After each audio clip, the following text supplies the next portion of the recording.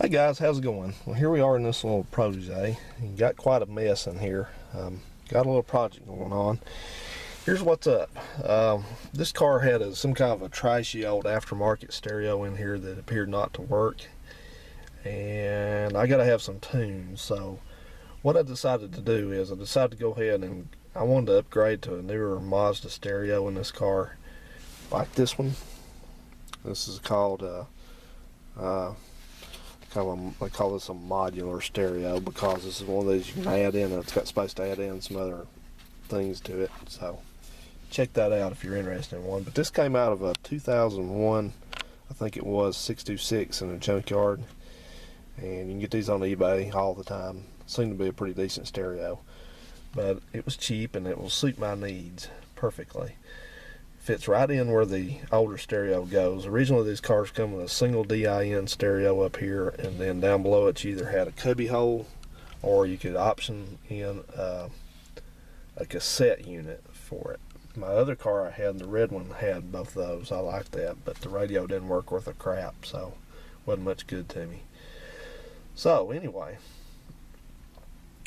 what I got into, I knew I was going to have to do some wiring conversion, meaning I knew I was going to have to adapt the wires that came out of the stereo to the car wiring. For one reason, the car wiring didn't have a plug left on. It had been hacked off, which is very common.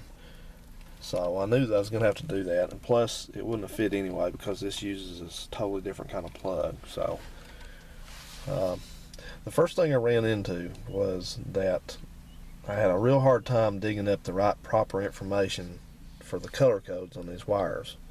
First couple of these for the 626 was wrong, and then finally got that sorted out, and the one for the Protege was wrong. I finally dug and dug and dug. It was like digging for gold, and finally found somebody that posted up the correct color codes for this car. So I figured all that out, and, you know, what's what.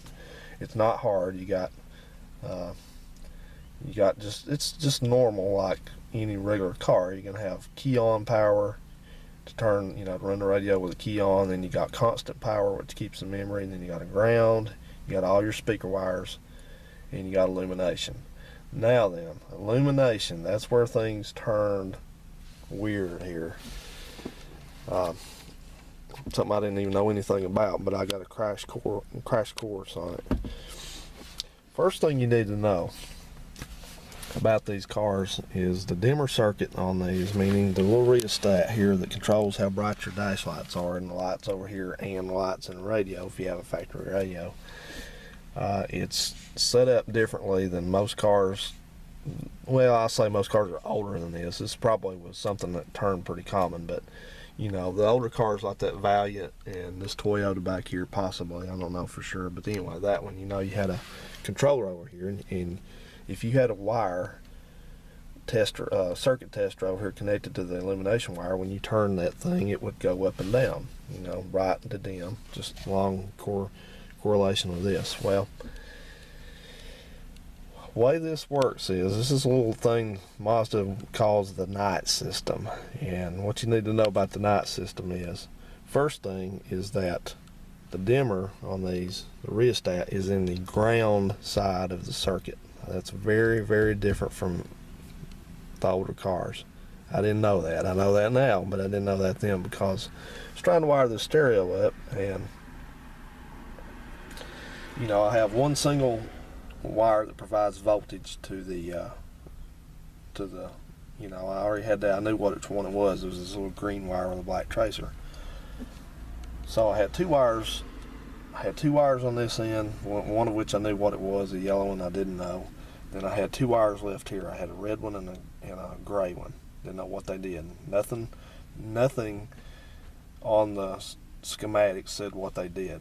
So, as a matter of fact, this is a solid red wire, not that one, the one out of the radio. Solid red wire. The circuit said it was a red and a blue, or red and something else. So, anyway, I think, I'm not positive, don't take this to the bank, but I think on most of these it's actually supposed to be a red with a black tracer.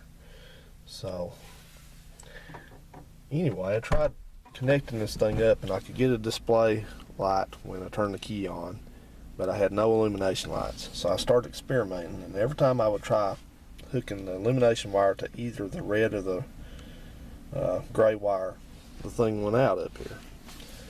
So that precipitated a long session of research to figure out what the heck was going on. That's when I learned that, you know, the way that this is designed. So you have to do some adapting here to make this thing work, and I've got it working correctly now. So what has to happen is, if your car only has one illumination wire, like this one, this goes into what's called TNS, the Night System Plus, on the radio. On this one, that is the red wire. You see there's two wires in this harness right there. There's two pins side by side. One is E, one is G. The E is the one that goes to the 12 volts coming from the lighting circuit. Now, I have to be careful how I say that, because this is confusing a whole lot. This lighting circuit wire here does not dim. It does not go up and down with a dimmer, because that's the plus side of it. There's two sides. Like I said, there's a plus and a negative. The dimmer's in the negative, so dimmer has nothing to do with this. So this wire is going to have 12 volts to it all the time, as long as the lights are on. So you just simply wire this into the wire that wants that, which is like on this radio, it's pin E, which is a red wire right there. You can get these pin out diagrams on the internet easily. Alright, here's where it gets really unusual to us guys that don't normally do stuff like this on stereos. Pin G, which is the other one on this one, which is in this case is that small gray wire there next to the red one. That is connected to the negative side of the interior lighting circuit. That's the side that is actually controlled by the dimmer. So on most cars that are higher line than this, I know a Mazda should have one, they have an ashtray light. And the ashtray light works the exact same way. It has two sides to it. It has constant B plus, comes on when the lights come on. Then it has the return, which is called TNS negative, which goes back actually through the dimmer and controls the dimming portion of that.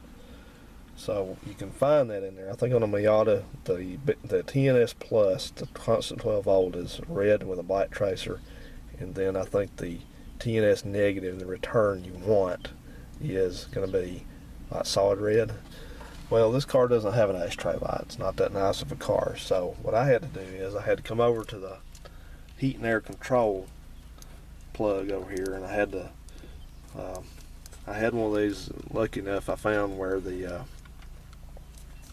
I had to take one of these apart. The one that was in here was busted, so I was able to kind of dissect it, and I determined that these two wires here on this plug, this is the familiar green with a black tracer, and then this white one with I think that's a black, or I think that's blue actually, that they both went into the, the little lights for the heat and air control. So simply what I did was I hooked pin G, the wire coming from pin G, which is the TNS negative, out of the radio. I hooked it to what I hoped was the right one here. I knew that the green and the black was going to be B plus positive. I already tested it, so I knew I didn't want that. I already have that over here, so I had to find the one that was the negative side of that circuit. So that's what I did. I tied this into this, and it works. So that's how you do that. That's really confusing, and people have blown stuff up, blown fuses, blown modules out trying to hook car stereos up in these cars, I guess, not knowing that. So what I'm guessing is, and this is simply a guess, is if you have a radio, well, I don't know that you can even do that. I know some stereos that are higher market, you can dim the illumination lights on them just like you can the factory stereo, but most of them I've had, you can't. They just come on and light up, and that's it. So if that's the case, you probably don't even need to worry about the illumination wires anymore. But this is going to be specifically, I guess, if you want a factory stereo upgrade.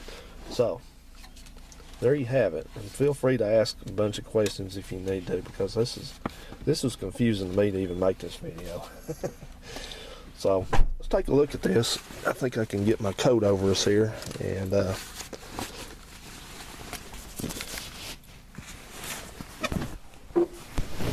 see if we can get it dark enough under here. See your lights. All right, first I'm going to turn the illumination, the dash lights on.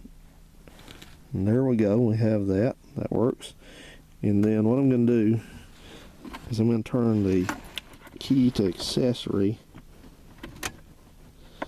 Now there's the normal. This will be how it is with the lights turned off. Now this should dim when I turn the dash lights on. So there you go. So that's exactly how that should work.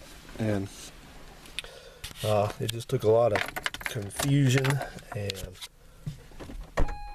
experimenting to get this to work, but that's how you do it. Just once again, let me recap on this. Maybe make some sense out of this for you, but just keep in mind that you got two legs to this thing. You got two sides of the circuit. Now most anything runs off electricity, of course, has to have two sides. Have to have a positive and a ground to make the complete circuit. So what you need to remember on a Mazda, at least, there may be a lot of other cars like this now too, that the dimmer does not control the positive side of this. It is not in line with the positive side like on a lot of other older cars. All that side, the positive side, is going to be constant the whole time. The dimmer is in the negative side of it. So on these, normally you wouldn't even have a negative circuit. You know, the ground, the bulb, and the bulbs would ground to the radio grounds to the chassis of the car. That's it. So this is just a little added complication they put in. So that's what you need to know on this. That is the essential, undiluted fact there that is going to help you know how to do this. Just remember that you have to find the positive side and you have to find the negative side of that lighting circuit wherever it is. It's probably, if it's an older car like this one, it's not going to be in here. I got a yellow wire there, that might be it. I'm not going to experiment. I did it the way I was comfortable with, and yes, I will do a better job of that wiring, but that's what you need to know. So if you want to put in a newer radio in one of these cars, this is crucial information for you and will save you a lot of confusion and uncertainty and depression, hopefully. See you guys. Have a good one. Thanks for watching.